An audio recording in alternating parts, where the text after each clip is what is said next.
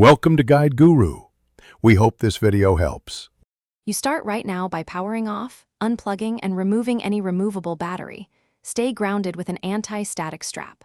Once done, gather a T5/T6 Torx, a Phillips #0, and a plastic pry tool plus the SSD that matches your HP Pavilion M2 or 2, 5-inch SATA.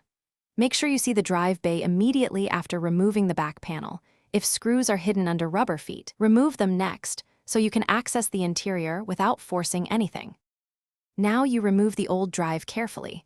Locate whether you have an M2 module or a 2, 5-inch SATA drive and note the screw and connector orientation. Once identified, remove the tiny retaining screw and for M2, pull the module out at a shallow angle. For a 2, 5-inch, lift the drive from its bracket after unplugging the SATA cable. Make sure to place the old SSD on an anti-static surface and keep screws organized so reinstallation is straightforward and nothing gets lost. Install the new SSD by aligning and inserting the M2 at a 30-degree angle, then press down and secure the retaining screw. If using a 2, 5-inch, mount it in the bracket and reconnect the SATA and power cable.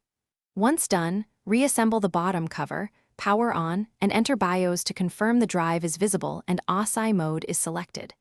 If the drive isn't detected, reset connections, test another port or cable, and make sure BIOS and SSD firmware are up to date before. Thanks for watching. Consider subscribing if we helped you today.